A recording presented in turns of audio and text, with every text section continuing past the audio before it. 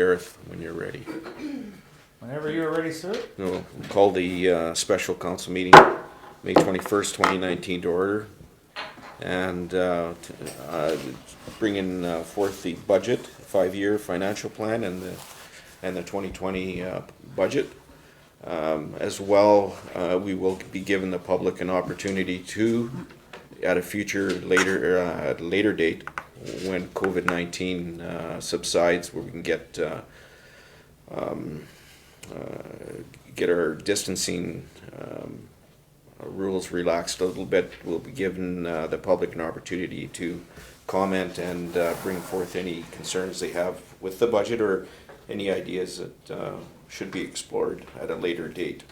But for the sake of getting this budget and satisfying the province, we'll be bringing it to first, second, third reading for the 5-year plan and the regular 2020 budget this evening. So moving on to item 1, Ministerial Order M139/2020. What's council's pleasure? I move to receive for information. Second. Any discussion? All in favor? Carried. Bylaw number 815, Village of Cache Creek 5-year financial plan, bylaw 815/2020. And we can have council give it first reading. I move that the Village of Cache Creek 5-year financial plan bylaw 815/2020 be given first reading as presented. Second. Any discussion? I would have liked to see the breakdown as we have had in the past, where we've shown the general expenses, total administration, total protective services, etc., all the way down. This is just too non-informative for myself. Anything further? Presented. Any further discussion? All in favor? Carried. Opposed. Wait, Christina, the floor is yours.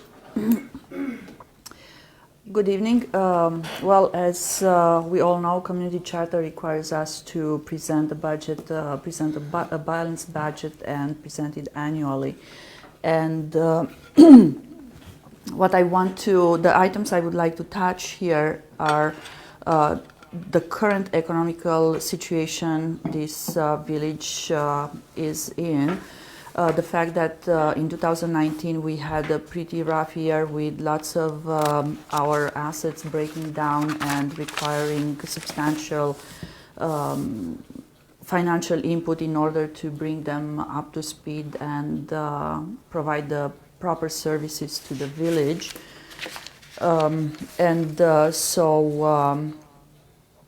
The current budget reflects somewhat more investment in our assets and trying to avoid those breakdowns down the road that would create discomfort to the public. Now, when we are talking about the budget, we have to touch the rates and our revenue, what we collect in terms of revenues from the public in order to be able to operate. And our main source of revenue is, of course, the property tax, the municipal property tax, the user fees, the water, sewer, garbage, and plot fees. All the other revenues are uncertain depending on what grants do we receive from province or from other organizations in order to function. We have 3 different types of funds. Those are the general operating, the water, and the sewer. And within the general funds, we have the public works, streets, administration, recreation, and fire department. And when we think about the water and the sewer department, we have to think of the infrastructure that we have above the ground and in the ground to deliver the water and not deliver the sewer, to collect the sewer. to treat the water and everything and be able to provide those services to the people. Now, in the past, these two departments, the water and the sewer, have operated at deficit. They were pretty much subsidized by the general, which is the property tax. So at the beginning of the year, we had to increase somewhat the user fees, the water and sewer and the garbage, in order to be able to take less from the general operation and the municipal in order to balance those two departments. Another item that is not to my satisfaction, I would say, is the fact that the village doesn't have very strong reserves, which means that in case something happens, the ability to respond is limited. We do, as a village, have the landfill legacy fund, but that's not a true fund that was created by the village based on the operation and the saving abilities. So it's almost like, yeah, it is a legacy that we are using to operate instead of using for creating capital infrastructure, which it's not a good practice. Then we have the assets and the liability. The assets is obviously the cash that we have and the most cash that we have in the bank in order to operate and pay the bills and so on, comes from the utility bills and from property taxes.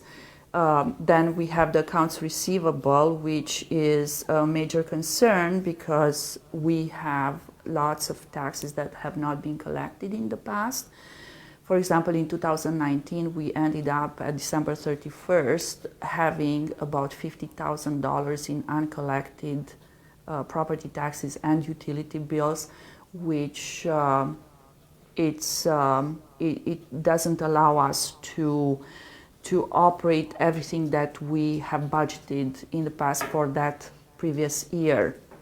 So now some of the items that we planned to have done in 2019, we had to push them into 2020 in order to deal with them. So the collectability of the taxes is a major concern for our organization and for the village. For the revenue, the revenue, as I mentioned, it's mainly excuse me, based on the property taxes that we collect. Now, the property taxes are related a lot on are related on the BC assessment, on the assessed value of the properties. This year, the council decided not to increase the taxes because we had the COVID and we had lots of layoffs and people struggled financially. So we understand that it's going to be a difficult year. But out of the taxes that you are going to see on your notice and about to pay, only about 50% of those taxes remain within the municipality. All the others go towards other governmental organizations, to the school, towards the police, to TNRD, the hospital. So out of, let's say, $100 that you pay towards the taxes, only $50 remain within the village. All the other $50 goes to some other organization. And that's, again, a major concern and a cash flow issue, especially when people do not pay their taxes in time, because we do have to, the village has to pay those taxes, those levies to the other organizations. On the 5-year financial plan, you are going to see a breakdown of our taxes, our forecasted taxes, and we also have government grants. The government grants mostly are for capital projects, and I want to touch that, mention that this year we have in our budget the finalization of quite a few capital projects. The wastewater treatment plant, we plan to do more work on the roads, the ceilings of the cracks and so on. Improvements on the community hall, the fixing of the airport fence which burned down in the 2017 fires. We have to get more equipment for the firefighter department, and we have to replace the East Trans-Canada Highway Bridge. So those would be capital expenditures that we are going to pay out of grants received from the province. And of course, I would like to see in our budget some reserve allocation towards the reserve funds to create a more substantial reserve fund in case things don't work the way we planned. But as long as we don't collect as much revenue and we have the general operation to run the village, we will not be able to save a lot of money to put aside in reserve funds. Pretty much that's what I wanted to touch today. You are going to see in the five-year financial plan that I try to balance everything. It's going to be a bit more difficult as years 3, 4, 5 because there are many unforeseen situations and events that obviously will be budgeted in the future later on when things are going to be clearer. But that is pretty much where we are today. Thank you. Thank you, Christina. Thank you for breaking all that down as well for us. So do we have a motion to take the 5-year financial plan to first, second, and third reading? Second and third. Second and third. Thank you. I move that the Village of Cache Creek 5-year financial plan bylaw number 815-2020 be given second reading as presented. Second. Any discussion? And for the same reason, All in favor? Carried. opposed. I move that the Village of Cache Creek 5-year financial plan bylaw number 815-2020 be given third reading as presented. Second. Discussion? All in favor? Opposed. Thank you.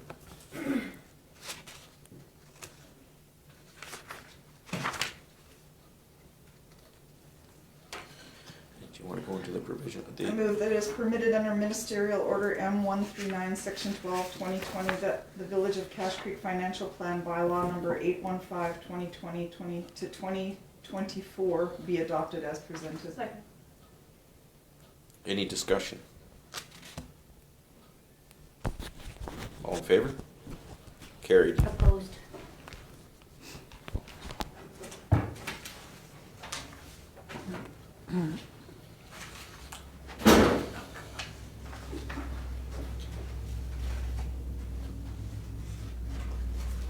Okay. Wanna go number 3?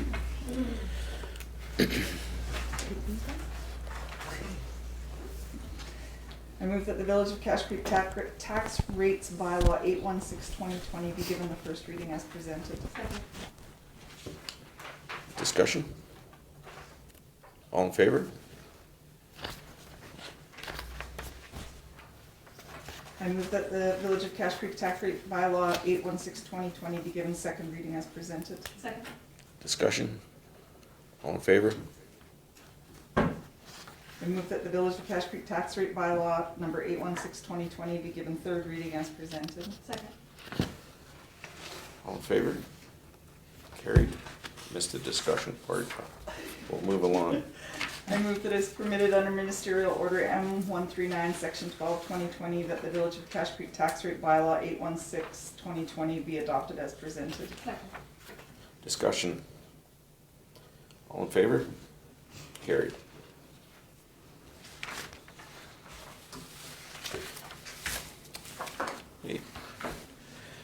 Just one comment, a quick comment if I may. Is that unlike provincial and federal taxation, either direct or indirect, the taxes that we collect as a municipality and we expend as a municipality goes directly back into the community. As you know, with other federal and provincial budgets, they always seem to run at deficits, large deficits, and this year is going to be no exception. And a lot of that money that is collected federally and provincially go to debt repayment or interest repayment or payments. So when we put our budgets together, we want to ensure that we are scrutinizing the budget and giving the citizens the best budget we can possibly give them. So on that note, we if there's any budget increases in the future, certainly where we're at as a municipality, it's some solace to know that the money gets spent right back in our community. It's not going to the provincial and federal debt repayments.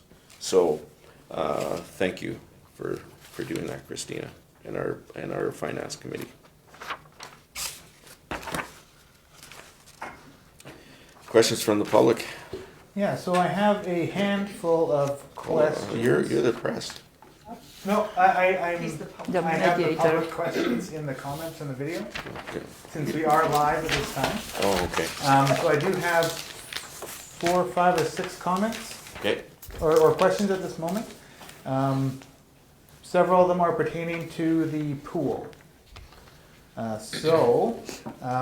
I'll read out who they're from and what the question is. So this one is from Carmen Ranta.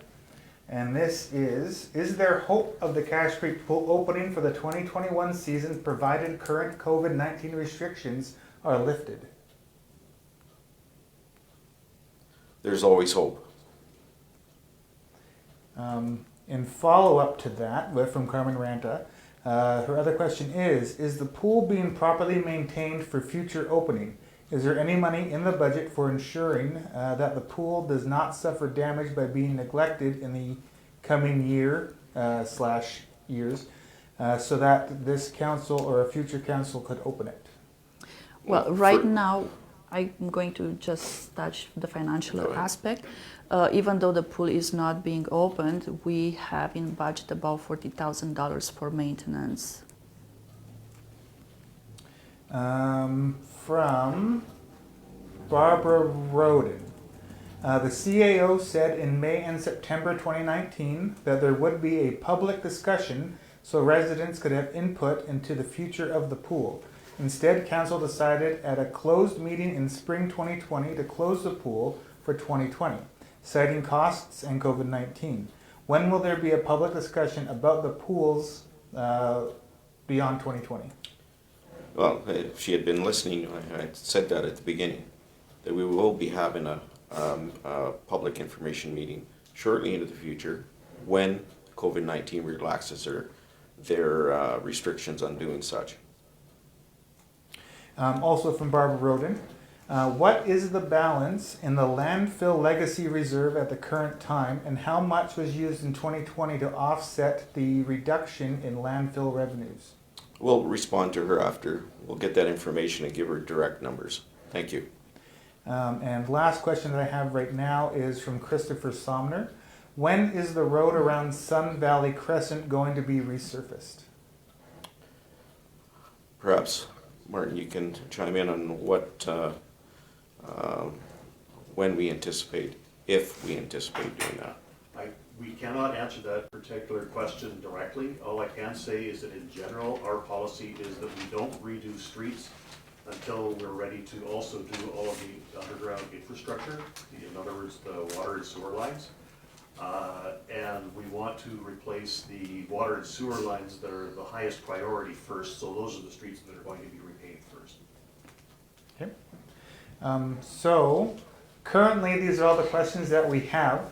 What I would like to do is do a 4 or 5 minute reprieve to let people have an opportunity to come up with other questions if they have any, and then we can come back in, and if we have no further questions, we can end at that time. So microphone is...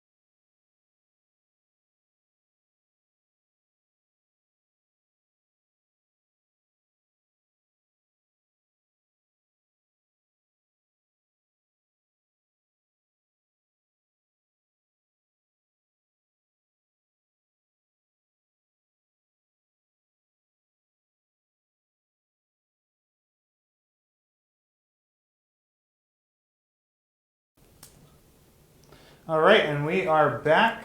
We have had two new things asked. So the follow-up from Christopher Somner is it possible that I can put in a roundabout curb in front of my house so my driveway doesn't continue to be washed down the street in the rain? What's his address? I'm not sure where he lives. I thought he was in Sage. Right behind That's not really a budget-related question. He Yeah. should come into the office, or he can't come into the office. Please give the office a phone call, and I'll look up the regulations in our bylaws.